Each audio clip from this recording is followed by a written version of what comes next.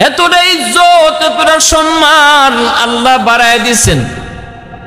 যেই মাত্র বেলালের জন্য বিয়ের প্রস্তাব দেয়, কন্যার বাবা পাত্রীর বাবার সাথে রাতে রাজি হয়। এত ভাগ্যের ব্যাপার, এত ভাগ্যের ব্যাপার। কিন্তু উমর এই বিষয়টা তিনি জানায় দিলেন, বেলালের হায়াত কিন্তু আর মাত্র 7 দিন বাকি। 7 দিনের জন্য বেলাল বিয়ে করবে। আল্লাহর নবী কথা জানাইছেন, আল্লাহ নবীর জানাইছেন। এরপরও নবী আমাদেরকে পাঠাইছেন বেলালকে বিয়ে করানোর জন্য, পাত্রী খোঁজার জন্য। আপনি কি এই কথা শোনার পরও রাজি আছেন কিনা? মদিনার কেউ রাজি হয় না, কোন মেয়ের বাবাই রাজি হয় নাই। 7 দিন হায়াত বাকি আছে শোনা মাত্রই সবাই পিছনে চলে যায়। আপনি কি রাজি আছেন? মেয়ের বাবা কয় না, আমিও রাজি না। আমি একজন মেয়ের বাবা, দরদি বাবা। পৃথিবীতে এমন কোন বাবা থাকার কথা না যেই বাবা শুনবে তার মেয়ের জামাতা মাত্র তার হায়াত বাকি 3 দিন, মাত্র তার হায়াত বাকি 7 দিন। এই অবস্থায় কেউ বিয়ে দেওয়ার কথা না। কিন্তু শরীয়তের বিধান দেখেন, তারা কিন্তু সাফ সাফ জানিয়ে দিছেন ছেলের কি দোষ আছে, ছেলের কি গুণ আছে, সবই কিন্তু প্রকাশ করেছেন। এখানে লুকালুকি নাই, শরীয়তের বিধানও তাই, লুকানোর কিছু নাই। শারীরিক কোনো যদি ক্ষতি থাকে, এরকম ভাবে যদি কোনো অসুবিধা থাকে, এগুলা তারা জানায় দিতে হয়। এটাই হলো শরীয়তের বিধান। আলী রাদিয়াল্লাহু তাআলা আনহু, হযরত ওমর ফারুক রাদিয়াল্লাহু তাআলা আনহু, তারা কিন্তু পরিষ্কার জানিয়ে দিয়েছেন, সাফ সাফ জানিয়ে দিয়েছেন, হ্যাঁ আমরা আপনার এই বিয়ের প্রস্তাবে রাজি হয়েছেন। কিন্তু এই কথা জানেন কিনা জানি না, বেলালের হায়াত কিন্তু আর মাত্র 7 দিন বাকি। মেয়ের বাবা কয় আমিও রাজি না, আমিও রাজি না। তারা চলে আসবেন, নিরুপায় হয়ে অসহায় হয়ে চলে আসবেন। ওই অবস্থায় মেয়েটা ভিতর থেকে আওয়াজগুলি শুনলো, মেয়েটা ভিতর থেকে কথাগুলি শুনলো। মেয়েটা তখন বাবাকে ডাক দেয়া কয় বাবা আপনি ভিতরে আসেন। বাবাকে ভিতরে নিয়ে মেয়েটা তখন বলতেছে আব্বু আমি সব কথা শুনেছি, আমি ওমরের কথা শুনেছি, আলীর কথাও শুনেছি, বেলালের জন্য তারা পাত্রী খুঁজতে বের হয়েছে তাও শুনেছি, 7 দিন হায়াত আছে বেলালের এই কথাও আমি শুনেছি। বাবা কেউ বেলালের কাছে বিয়ে দিতে রাজি হয় না, 7 দিন হায়াত বাকি আছে এই কথাটা শুনলে কেউ দেওয়ার কথাও না। কিন্তু বাবা গো, যেহেতু আমার নবী দয়ার নবী সরওয়ারে কায়নাত বেলালের হায়াত 7 দিন বাকি আছে এটা জানার পরেও বেলালের জন্য পাত্রী খুঁজতে বের করেছেন, অতএব এর ভিতরে অবশ্যই মঙ্গল, এর ভিতরে অবশ্যই কামিয়াবি আছে। আমি আমার নবীর প্রতিটা কথাকে ইয়াকিন করি, বিশ্বাস করি। নবীকে আমি আমার জানের চেয়েও বেশি ভালোবাসি। রাসূল বলেন লা ইউমিনু আহাদুকুম হাত্তা আকুনা আহাব্বা ইলাইহি মিন ওয়ালিদিহি ওয়া ওয়ালাদিহি ওয়ান নাসি আজমাইন। আল্লাহর নবী বলেন শুধু আমি নবীকে ভালোবাসি বললেই ভালোবাসা হবে না, সন্তান সন্ততি থেকেও আল্লাহর নবীকে বেশি ভালোবাসলে সেই হবে খাঁটি মুমিন। বাপ মার চেয়েও আল্লাহকে যদি কেউ বেশি, নবীকে কেউ বেশি ভালোবাসে তবেই সে খাঁটি মুমিন। নবীজি বলেন যতক্ষণ পর্যন্ত আমি রাসূল মা বাবা ভাই বোন আত্মীয় স্বজন ছেলে মেয়ে সবার থেকে বেশি প্রিয় না হব, ততক্ষণ পর্যন্ত কেউ কামিল মুমিন নয়, ততক্ষণ পর্যন্ত সে কামিল মুমিন নয়। নবীকে মানার অর্থ কি রে যুবক? নবীকে মানার অর্থ হলো নবীর সব কথা মানা, আল্লাহ নবীর কথার উপরে ইয়াকিন করা, নবীর কথা মানার ভিতরেই মঙ্গল, আল্লাহ রসুলের তরিকা মতো চলার মধ্যেই মঙ্গল, আমাদের সফলতা দুনিয়া আখিরাতের।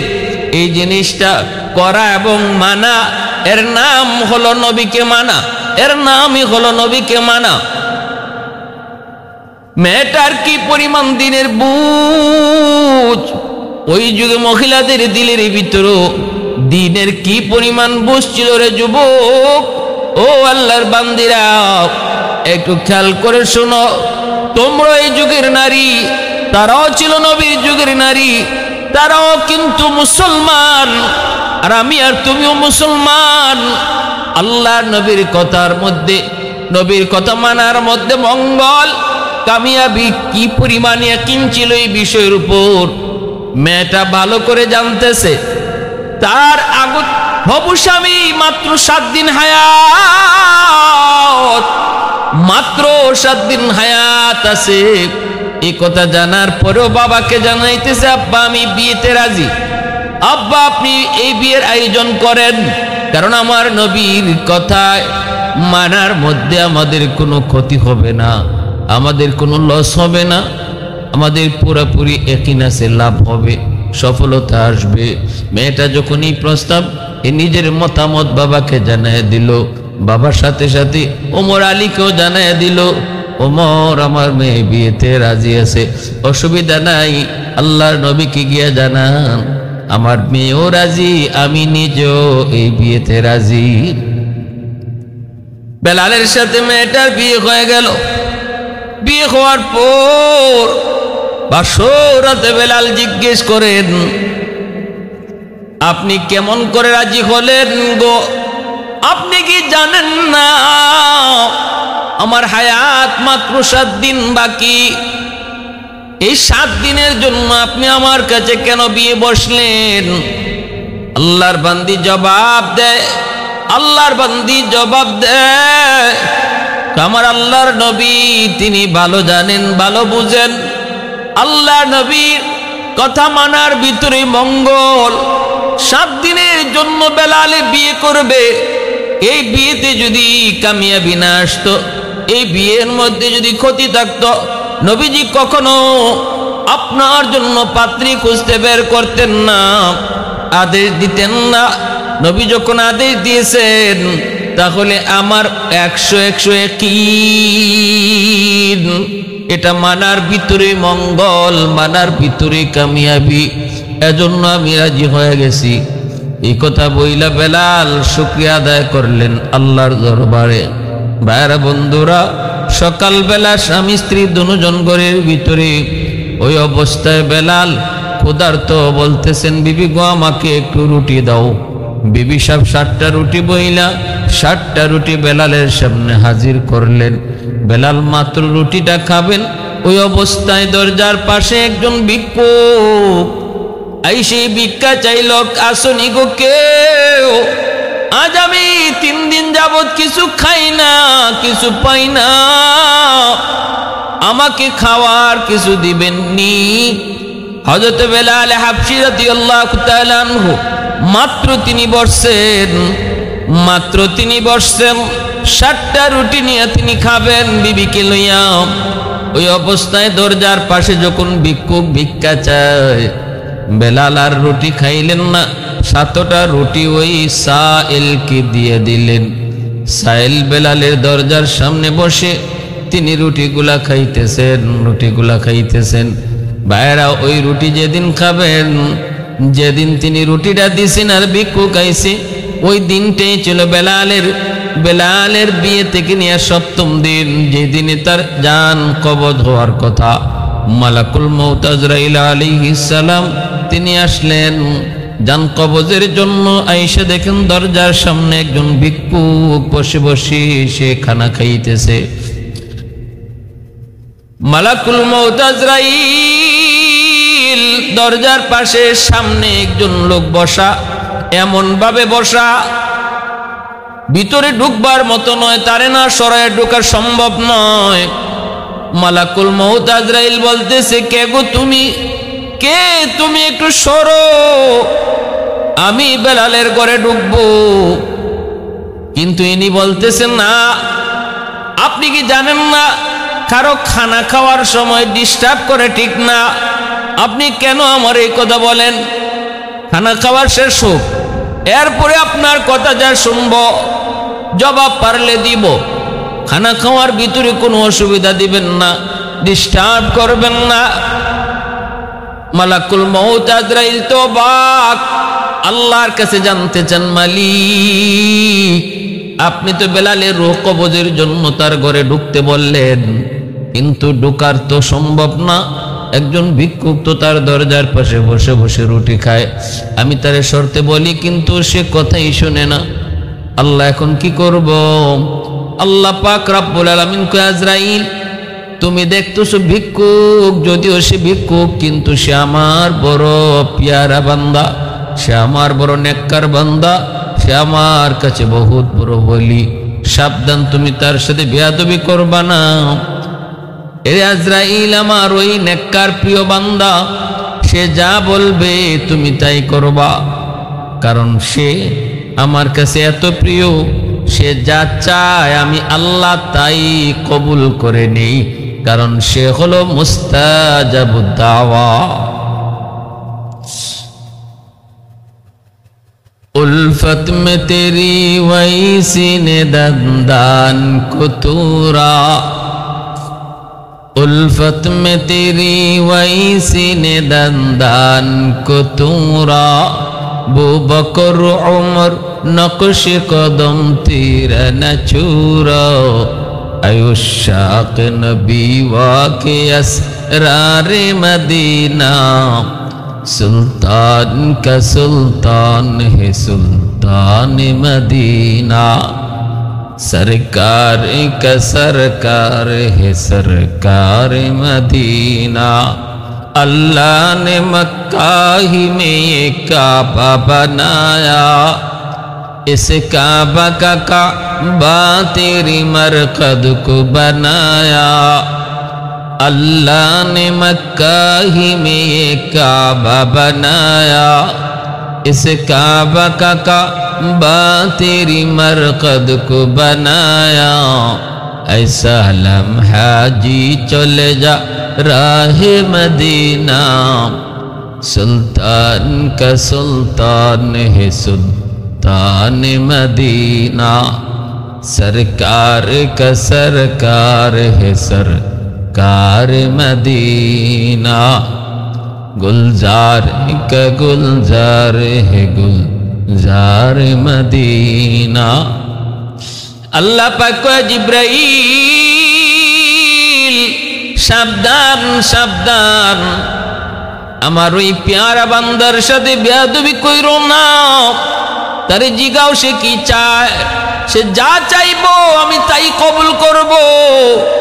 মালাকুল মউত আজরাইল আইসা বলতেছে, ও আল্লাহর পেয়ারা বান্দা, আপনি কি চান আপনি বলেন, কি চান আপনি বলেন। আপনি যা চাইবেন আল্লাহ তাই কবুল করবে।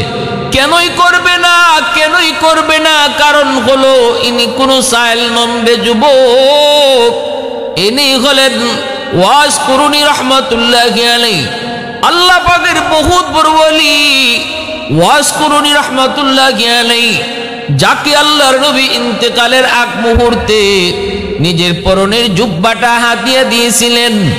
আলী আর উমর দুইজনে এই জুব্বা নিয়ে তিনি ওয়াজ কুরুনির খোঁজে তালাশে বের হয়েছিলেন। করণ এলাকায় আইসা মানুষকে জিজ্ঞেস করেছেন, ও মানুষেরা, ওয়াইজ নামে তোমরা কাউরে চিনোনি?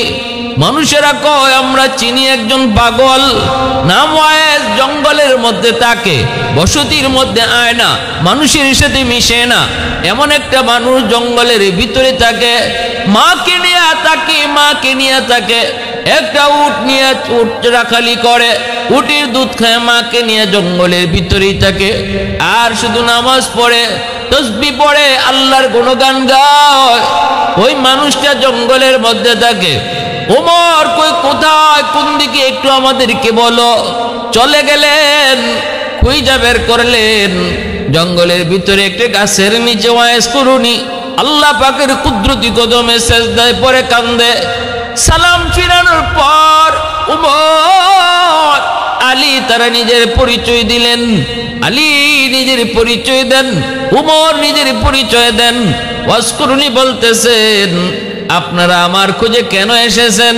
কয়, আমরা আপনার নামটা জানতে চাই। গল্লার পেয়ারা বান্দা, গল্লার বলি নবীর আশিক, আপনার নাম কি? ওয়াজ করিনি, কয় নাম আব্দুল্লাহ। ওমর কয় আব্দুল্লাহ তো আমরাও। আপনার বাপ মা আপনার নাম কি রাখছেন সেটা কোন? ওয়াজ করিনি, কয় আমার আব্বা আম্মা নাম রাখছেন ওয়াইজ। বলতেই হযরত ওমর কয় আপনার ডান হাতের তালুটা কি একটু দেখতে পারি?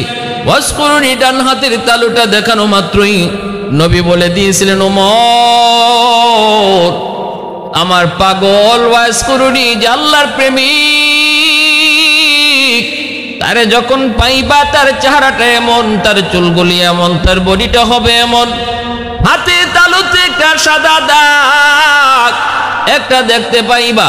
ওই সাদা দাগটাও তারা পেয়ে গেলেন, চেহারাও মিলে গেল।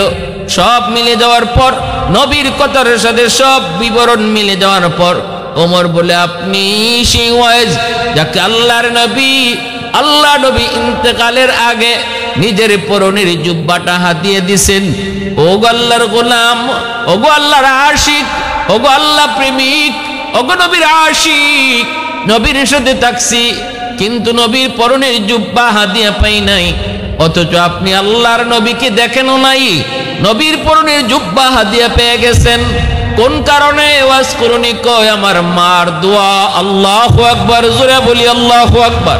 আমার মার দোয়া, আমার মার দোয়া, মার দোয়ার খাতিরে ওয়াজ করুনি এত দামি, এত দামি।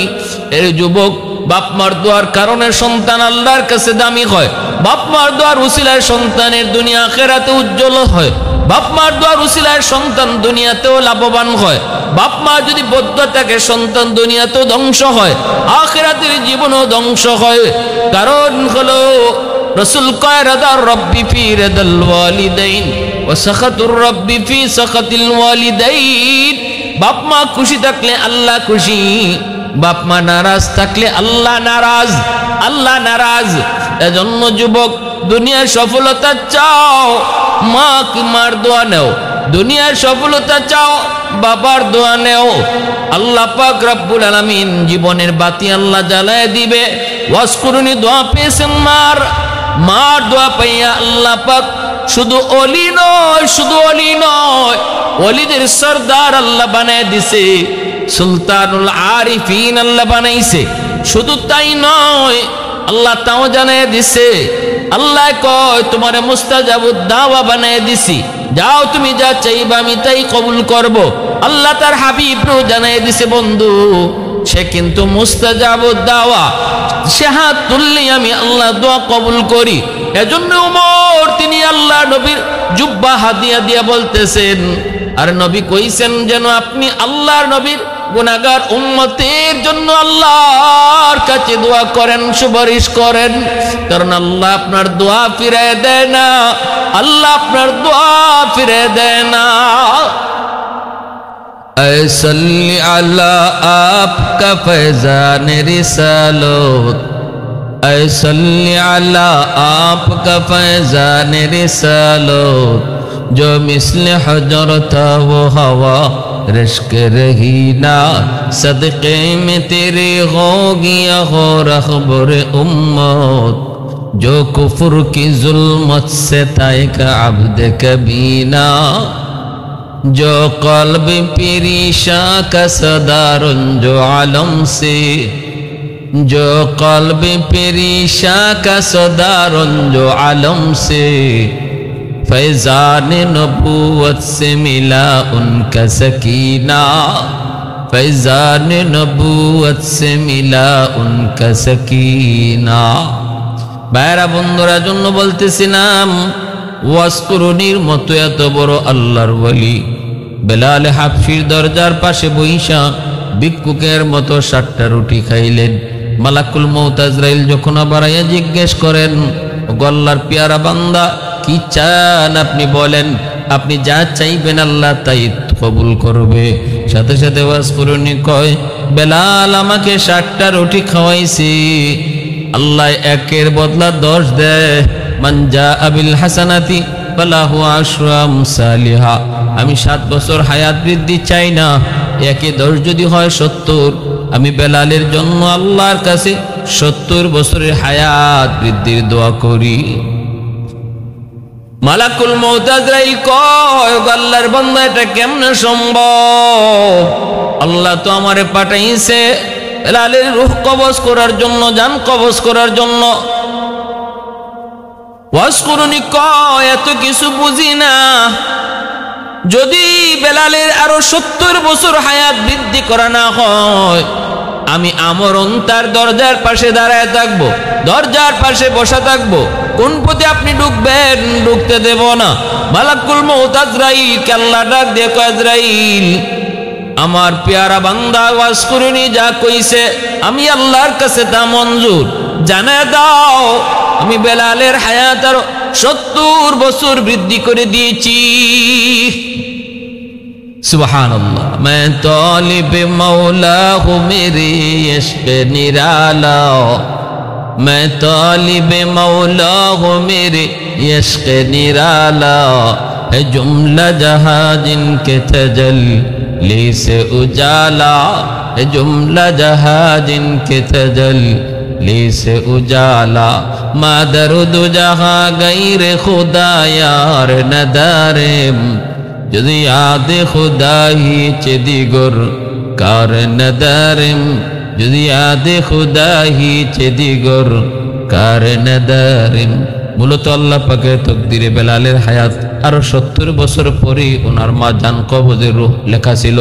কিন্তু আল্লাহ পাক রব্বুল আলামিন এর আগে এমন একটা ঘটনা ঘটে আল্লাহ পাক বুঝাইয়া দিয়েছেন, আল্লাহর গোলাম ভিক্ষুকে ভিক্ষা দিলে, অভাবী মানুষকে খাওয়াইলে, অভাবী মানুষকে খাওয়াইলে, বিপদে পড়া মানুষের পাশে দাঁড়াইলে, অন্তর থেকে যে দোয়া করে, এই দোয়ার উসিলায় আল্লাহ পাক মানুষের হায়াতের ভিতরে বরকত বাড়াইয়া দেয়। যদি হায়াতের মধ্যে আল্লাহ পাক রব্বুল আলামিন কোনো বিপদ অ্যাক্সিডেন্ট থাকে, সেটাও আল্লাহ দূর করে দেয়। আল্লাহ পাক তো কাদির মতলক, আল্লাহ পাক চাইলে তার হায়াত আল্লাহ নিজেই বাড়িয়ে দিতে পারে।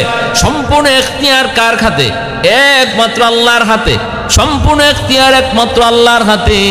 দোয়ার উসিলায় মানুষের তকদির পর্যন্ত পাল্টে যায়।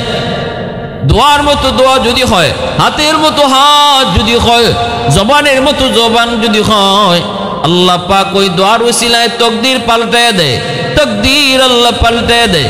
এজন্য রে ভাই, বেলাল হাবশী রাদিয়াল্লাহু তাআলা আনহু এত বড় মর্যাদা, এত সম্মান আল্লাহর দরবারে ছিল।